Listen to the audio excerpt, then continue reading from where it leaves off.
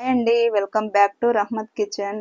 ఈరోజు సూపర్ టేస్టీగా ఎమ్మీగా ఉండే గోంగూర నిల్వ పచ్చడి చేయబోతున్నామండి. నేను పూర్తిగా ఈ వీడియోలో ఎలా పెట్టాలో మీకు చెప్తాను. ఈలోపు నా ఛానల్ని గట్టిగా లైక్ చేయండి, సబ్స్క్రైబ్ చేయండి. మీ ఫ్రెండ్స్ అండ్ ఫ్యామిలీ మెంబర్స్కి షేర్ చేయడం మాత్రం అస్సలు మర్చిపోవద్దు. ఇప్పుడు ఆవాలు మెంతులు తీసుకొని మనము లో ఫ్లేమ్లో పెట్టుకొని మంచిగా వేయించుకోవాలి. చల్లారిన తర్వాత ఒక మిక్సీ జార్లో వేసి మిక్సీ పట్టుకొని మళ్ళీ కొన్ని వెల్లుల్లిపాయలు కూడా వేసి ఇంకొకసారి మిక్సీ పట్టాలి. ఇప్పుడు ఒక సెరవ కానీ దీక్ష కానీ, మేమైతే దీక్ష అంటాము, అందులో కొద్దిగా ఆయిల్ వేసుకోవాలి. ఆయిల్ ఎక్కువే పడుతుందండి. ఇప్పుడు శుభ్రంగా ఒలుచుకొని కడిగాను. మళ్ళీ మనం చిల్లులు ఉంటాయి కదా బేషన్, అందులో వేసి మనం వాటర్ అంతా ఇంకిపోయే వరకు పెట్టుకోవాలి. ఆ గోంగూరని ఇప్పుడు మనం ఆయిల్లో వేసుకోవాలి. కొద్ది కొద్దిగా వేస్తుంటే మనకు గోంగూర అనేది మెత్తబడుతుంది. మనం గోంగూరని శుభ్రంగా కడగాలండి, ఎందుకంటే దాని మీద డస్ట్ ఉంటుంది కదా, సో అందుకని.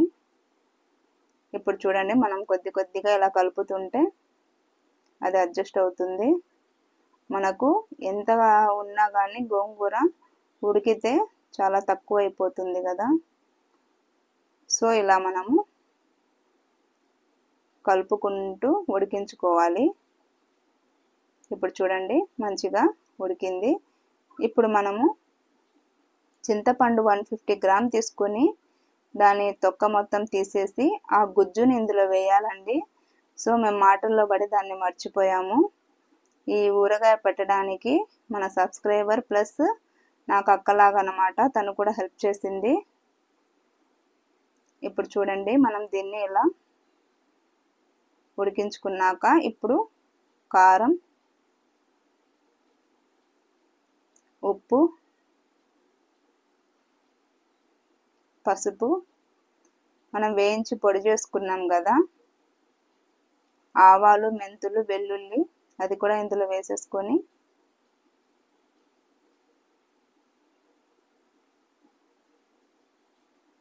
మొత్తం మంచిగా కలిపేసుకోవాలి.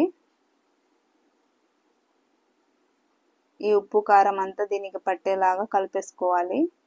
మనము గోంగూర అనేది పులుపు చూసుకోవాలండి. ఇది ఎర్ర గోంగూర కాబట్టి బాగా పుల్లగా ఉంటుంది. సో మీరు మామూలు గోంగూర కనుక వేస్తే మనకు ఇంకా చింతపండు అనేది ఎక్కువ పడుతుంది.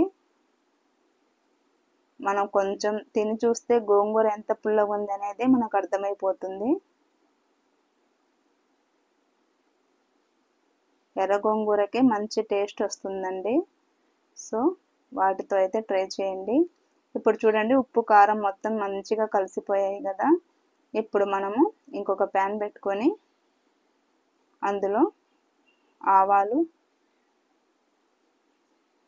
ఎండుమిరపకాయలు, కరివేపాకు వేసుకోవాలి.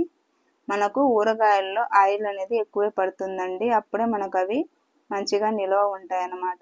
ఎప్పుడైనా మనకు ఉప్పు కారం నూనెనే కరెక్ట్గా వేసుకోవాలి. ఇప్పుడు దాన్ని మనం చల్లార్చుకోవాలి. మిగిల్చుకున్న వెల్లుల్లిపాయలు కూడా ఇందులో ఒకసారి వేసి కలుపుకోవాలి, ఎందుకంటే మనకు తినేటప్పుడు ఈ వెల్లుల్లిపాయలు కూడా మంచి టేస్టీగా ఉంటాయి. ఇప్పుడు మనము చింతపండు గుజ్జు తీసుకొని, నేను మర్చిపోయానని చెప్పాను కదా, దాన్ని ఉడికించుకొని ఇందులో వేస్తున్నాను. దీన్ని కూడా మనము ఒక 5 నిమిషాల వరకు ఉడికించుకోవాలి. చాలా సింపుల్గా చేసుకోవచ్చండి. మనకి ఇది కనుక ఇంట్లో ఉంటే ఇంకేం ఇబ్బంది లేదు. మనకి ఎప్పుడైనా మంచిగా తినాలనిపించినప్పుడల్లా దీన్ని మనం ఎంజాయ్ చేయొచ్చు.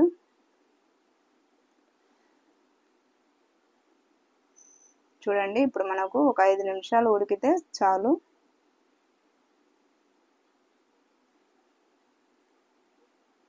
నేనైతే గోంగూర కనుక పచ్చడి ఉన్నా, ఇలా నిల్వ పచ్చడి ఉన్నా, ఎవరైనా కొంచెం ఇచ్చినా కానీ నేను దాపెట్టుకుని మరీ తింటాను, అంత ఇష్టం నాకు.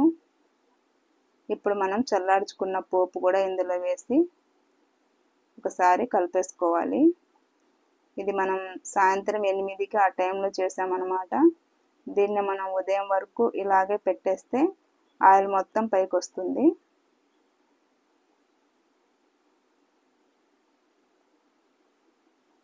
చూడండి, ఇప్పుడు మనం దీన్ని ఇలాగే పెట్టేయాలి. ఇప్పుడు ఉదయానికి చూడండి ఆయిల్ అంతా పైకి వచ్చింది కదా.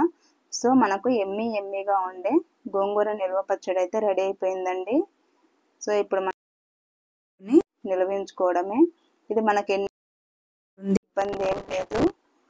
సో అదండి, మీకు గనక నా వంటలు నచ్చినట్లయితే నా ఛానల్ని గట్టిగా లైక్ చేయండి, సబ్స్క్రైబ్ చేయండి. మీ ఫ్రెండ్స్ అండ్ ఫ్యామిలీ మెంబర్స్కి షేర్ చేయడం మాత్రం అస్సలు మర్చిపోవద్దు.